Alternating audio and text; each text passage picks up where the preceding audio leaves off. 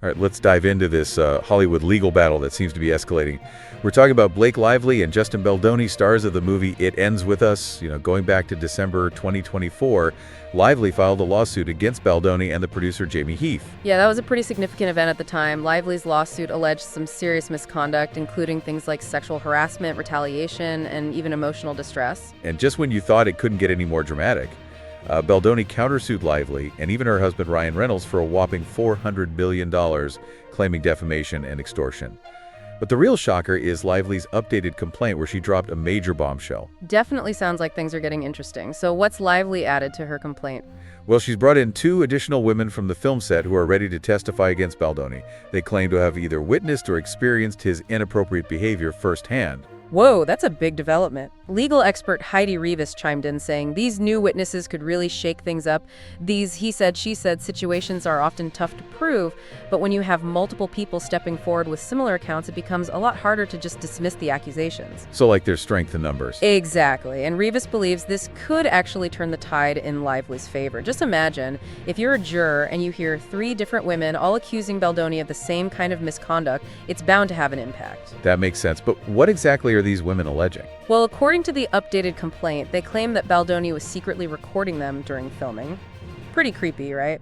On top of that, they allege he made inappropriate comments about one of their wardrobes. Hold on, so not just comments, but also potentially illegal actions like secret recordings. That's right, and legal expert Heidi Rivas points out that if these allegations turn out to be true, it could point to a pattern of harassment and establish what's known as a hostile work environment. So it's not just isolated incidents, it's about creating a whole atmosphere where people feel uncomfortable and unsafe. Precisely, and when you have multiple people sharing similar experiences, it paints a much clearer picture of that environment.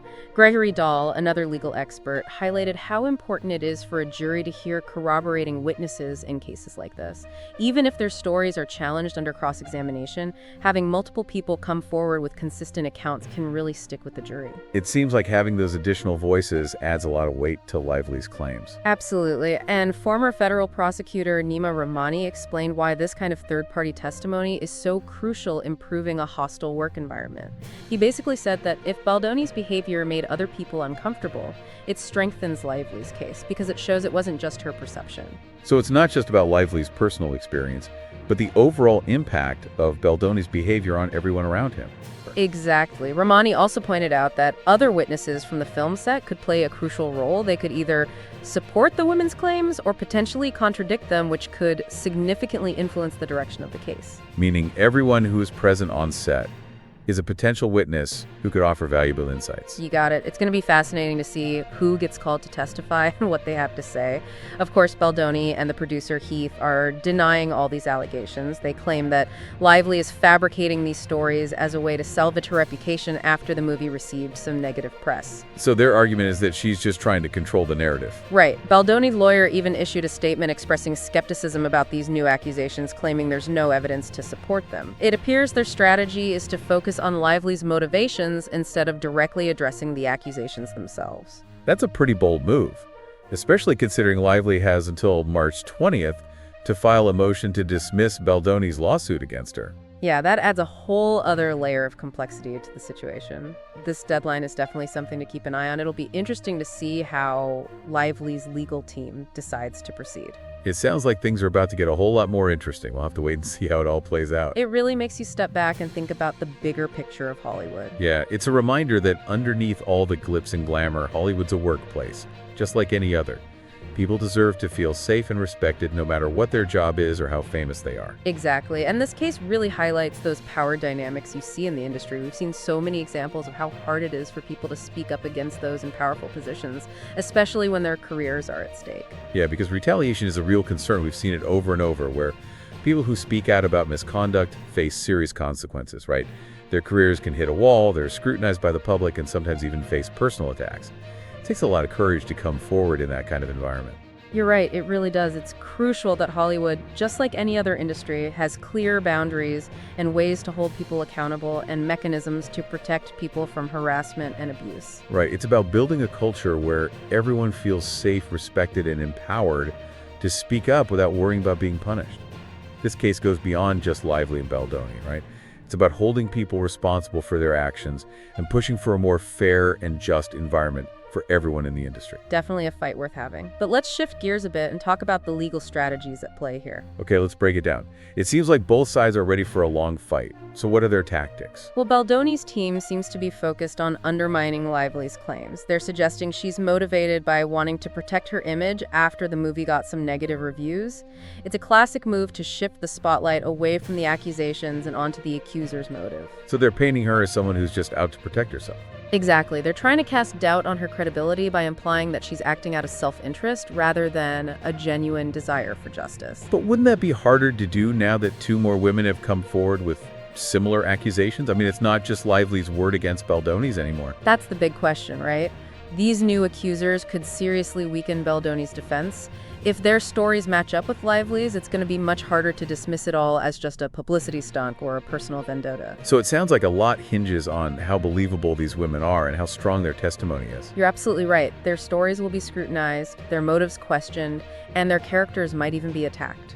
Wow, that's a lot of pressure on them. Absolutely. It takes a lot of courage to put yourself out there knowing you'll face such intense scrutiny and potential backlash. But it also speaks volumes about their strength and their determination to see justice served. They're willing to step up and speak out, even if it means putting their own reputations and careers at risk. And, their willingness to come forward could inspire others to do the same. It could create a ripple effect, encouraging more people to speak out against misconduct in the industry. Like they're breaking the silence and paving the way for accountability. Exactly. Their actions could have a huge impact, not just on this particular case, but on the culture of Hollywood as a whole. It'll be interesting to see how the legal system handles these complex issues. Will the courts prioritize protecting those who come forward with allegations, or will they focus more on the rights of the accused to defend themselves? That's the challenge. It's a balancing act, and the outcome of this case could have major implications for Hollywood.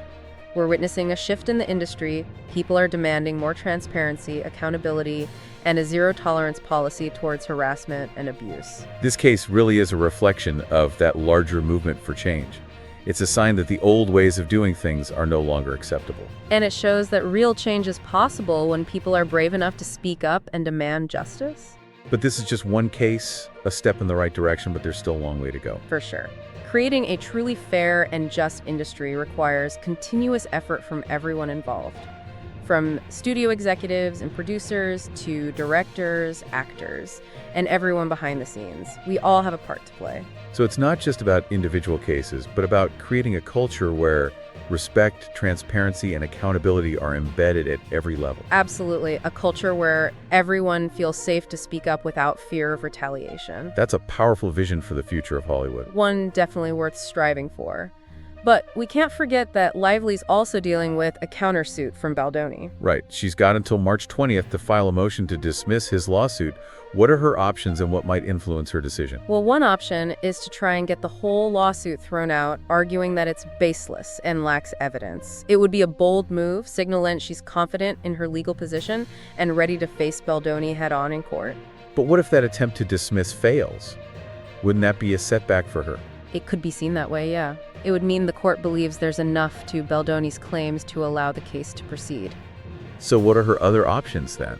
Well, she could choose a more targeted approach, focusing on dismissing specific parts of Baldoni's lawsuit that she sees as weak or unfounded. Like, could she, for instance, try to get the defamation claim dismissed? Exactly. She could argue that Baldoni hasn't provided enough evidence to support his claim that she intentionally made false statements to harm his reputation. It's like a high-stakes game of legal chess. You could say that. And the outcome of this motion to dismiss could have a significant impact on the direction of the whole case. So as we wrap up this part of our deep dive, what are the key takeaways for our listeners? What should they be paying attention to as this case progresses? First off, watch that March 20th deadline closely. Lively's decision on whether to file a motion to dismiss and how she does it will be a crucial moment. It'll give us a glimpse into her legal strategy and how confident she is. It'll be interesting to see how she decides to play her hand.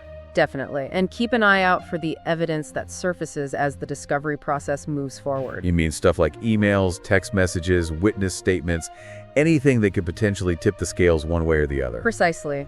The evidence will be key in figuring out whose claims are more credible, Lively's or Baldoni's. And as this legal battle plays out, it's important to remember the broader context. This case is just one example of the ongoing struggle for accountability, and justice in Hollywood. Right. It's a reminder that we all have a part to play in creating a culture where everyone feels safe, respected, and has the power to speak their truth. And of course, there's that looming deadline for Lively to respond to Baldoni's countersuit. Right, she's got until March 20th to file a motion to dismiss. What are her options and what factors might influence her decision? Well, she could try to get the whole lawsuit thrown out, arguing that it's completely baseless and lacks any real evidence. That'd be a bold move, showing she was confident and ready to take Baldoni on in court. That sounds risky, though. What if the judge denies her motion to dismiss? Yeah, that could be seen as a setback. It would basically mean the court thinks Baldoni's claims have enough merit to keep the lawsuit going. So what other options does she have? She could choose a more strategic approach, focusing on getting specific parts of the countersuit dismissed, the parts she thinks are the weakest. Like, say, trying to get the defamation claim thrown out. Exactly. She could argue that Baldoni hasn't actually proven she lied about him to damage his reputation. It's like they're playing a high-stakes game of legal chess. You got it. And the outcome of this motion to dismiss could really shape the whole case moving forward. So as we wrap up this deep dive, what are the key takeaways for our listeners? What should they be looking out for in this case? Definitely that March 20th deadline. Lively's decision on how to handle that motion to dismiss will be a major turning point. It'll give us some insight into her legal strategy and how strong her case might be. It'll be fascinating to see what she does. Absolutely. And also pay attention to any evidence that comes up during the discovery process. Emails, text messages, witness statements, things like that could really sway things one way or the other. So that evidence will be crucial in determining who's telling the truth. For sure. But even beyond the legal specifics, it's important to remember the broader context. This case really reflects a larger movement in Hollywood towards accountability and justice. It shows that we all have a role to play in creating a workplace, an industry where everyone feels safe and respected. And where they feel empowered to speak up without fear of retaliation. That's a really important point to make. Thanks for joining us for this deep dive. We'll definitely keep following this case and bring you any major updates.